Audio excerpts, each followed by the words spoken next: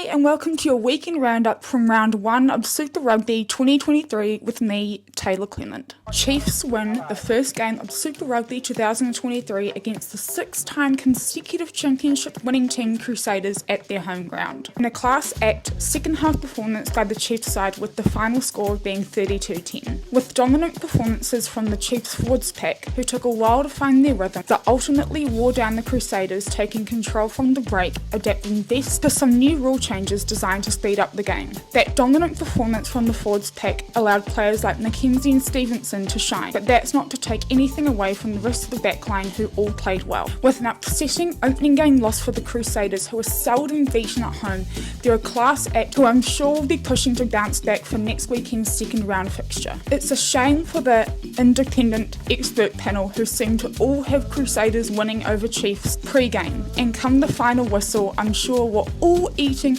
just a little bit of that good old humble pie. Moving on to game 2 of the weekend, which saw Moana Pacifica and the Fijian Drua go head to head on Saturday afternoon. Moana Pacifica started the game off strong, with the side seeing the try line twice within the first 10 minutes of the game. And while it looked like the two sides were going to be going into the sheds at halftime with the scoreboard at 19-all, the high stakes razzle-dazzle we associate with the Polynesian flair saw Moana Pacifica capitalise on a mistake from the Drua, going into the sheds at 26-19. And while the Drua were the first to score after half-time, it was Moana Pacifica who would continue their lead for the rest of the game until the 76th minute, where the Fijian side would show their trademark athleticism, putting 2 points on the home side, which is where the scoreboard would stay till the final whistle, with the end score being a 36-34 win to the Fijian Drua. With game 3 of the weekend being the Blues against the Highlanders under the roof in Dunedin, it was a penalty kick apiece that saw the scoreboard at 3-all by the 7-minute mark, with Talia from the Blues side scoring the first try of the game. There was a lot of action in the first half, with the Blues predominantly being the more dominant team, with the score being 31-13. However, some late first half intensity from the Highlanders saw the half going into 8 minutes overtime and an overbearing Highlanders scrum pack, giving newbie Timu the opportunity to score his first Super Rugby try,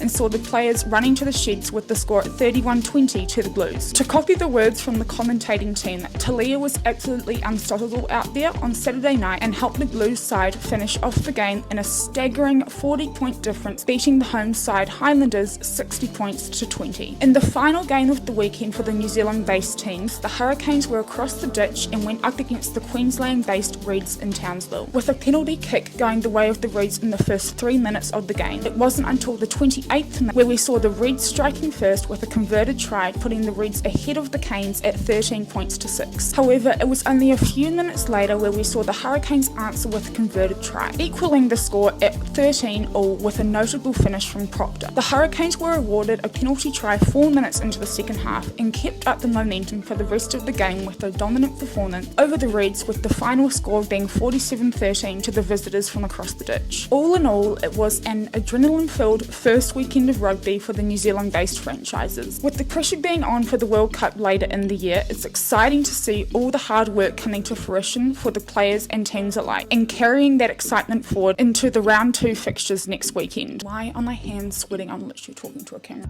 See you next week.